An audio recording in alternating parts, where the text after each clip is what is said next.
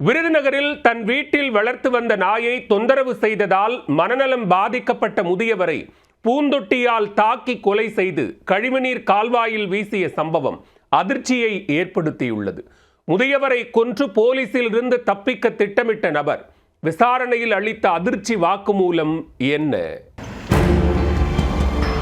விருதுநகர் வாடியான் தெருவில் 60 வயது முதியவர் ஒருவர் தலையில் இரத்த காயத்துடன் கழிவுநீர் கால்வாயில் இறந்து கிடந்தார்.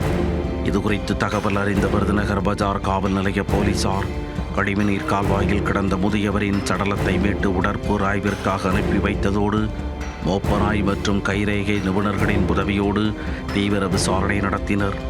அதில் கொலை செய்யப்பட்டவர் TCK பெரியசாமி தெருவைச் சேர்ந்த மாரியப்பன் என்பதும் அவர் மனநலம் பாதிக்கப்பட்டவர் என்பதும் தெரிய வந்தது. இதையடுத்து அதே பகுதியில் உள்ள CCTV காட்சிகளை ஆய்வு செய்து நடத்திய விசாரணையில் காளியம்மன் கோவில் தெருவைச் சேர்ந்த சுமை தூக்கும் தொழிலாளியான பாலகிருஷ்ணன் என்பவர் மீது போலீசாருக்கு சந்தேகம் எழுந்துள்ளது.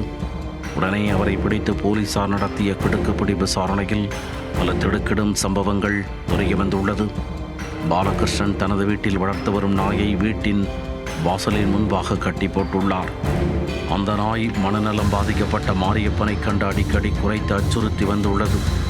இதனால் பாலகிருஷ்ணன் வீட்டை கடக்கும் போதெல்லாம் அச்சத்தில் மாரியப்பன் தடியுடன் செல்வாராம். நாய் குறைத்து அச்சுறுத்தும் போதெல்லாம் தடியால் தாக்க முயன்று தொந்தரவு செய்து வந்ததாக கூறப்படுகிறது.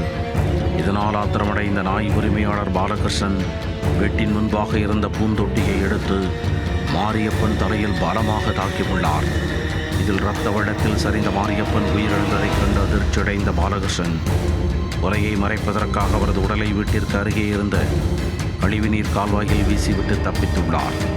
இதனையடுத்து பாலகிருஷ்ணனை கைது செய்த போலீசார் விருதுநகர் குற்றவியல் நீதிமன்றத்தில் ஆஜர்படுத்தி சிறையில் அடைத்தனர்.